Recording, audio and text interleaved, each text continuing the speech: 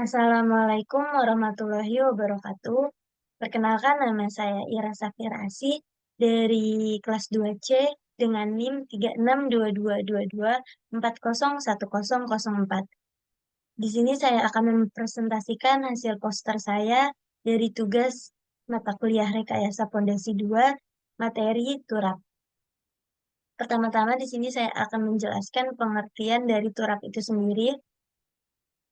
Turap adalah konstruksi yang dapat menahan tekanan tanah di sekelilingnya dan mencegah terjadinya kelongsoran. Terdapat beberapa jenis turap, yaitu turap kayu, turap beton, dan turap baja. Adapun fungsi turap sebagai berikut: menjaga stabilitas tanah, lalu melindungi bangunan atau infrastruktur dari pergerakan tanah, lalu ada mengendalikan erosi tanah, memanfaatkan ruang dengan efisien, serta dapat digunakan sebagai pelataran terbuka atau open space yang dapat dimanfaatkan untuk kegiatan publik. Lalu di sini ada tipe dinding turap. Yang pertama ada dinding turap cantilever, yaitu turap yang dalam menahan beban lateralnya, dia mengandalkan tahanan tanah di depan dinding. Defleksi lateral yang terjadi relatif besar pada pemakaian turap cantilever ini.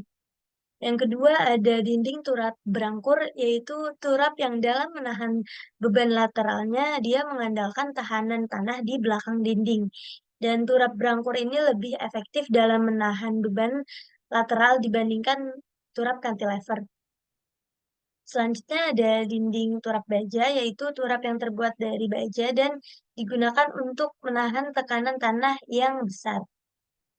Yang terakhir ada dinding turap gabion, yaitu turap yang terbuat dari anyaman kawat baja yang diisi dengan batu-batu kecil.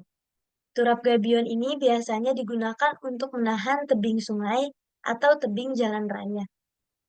Selanjutnya di sini ada contoh soal turap. Eh, Diketahui pada gambar L1-nya bernilai 2 meter, L2 3 meter, dan untuk pasir gamanya ada 15,9 kilonewton per meter kubik, gamma satnya 19,33 kilonewton per meter kubik, dan sudutnya 32 derajat. Untuk yang lempung, diketahui nilai kohesifnya 47 kilonewton per meter kubik. Dan ditanya kedalaman penetrasi turap aktual. Digunakan D aktual sama dengan 1,5 dikalikan D teoretikal. Untuk penyelesaian kita masuk ke step 1, yaitu menghitung koefisien tanah. Koefisien tanah yang dihitung di sini koefisien tanah aktif dan didapatkan hasil 0,307. Step yang kedua, menghitung nilai sigma 1 aksen dan sigma 2 aksen. Sigma 1 aksen didapatkan 9,763 kilonewton per meter persegi, dan sigma 2 aksen didapatkan nilai 18,53 kilonewton per meter persegi. Lanjut ke step 3, yaitu menghitung nilai P. Menghitung nilai P dengan rumus berikut, didapatkan hasil 52,2 kilonewton per meter. Setelah nilai P1 diketahui, dihitung nilai Z bar satunya dan didapatkan hasil 1,78 meter. Lalu masuk ke step 4, yaitu memasukkan nilai yang sudah diketahui ke persamaan berikut. Setelah dimasukkan, didapatkan persamaan 127,64 D kuadrat minus 104,4 D minus 357,15 sama dengan 0. Dari persamaan berikut, didapatkan hasil D sama dengan 2,13 meter.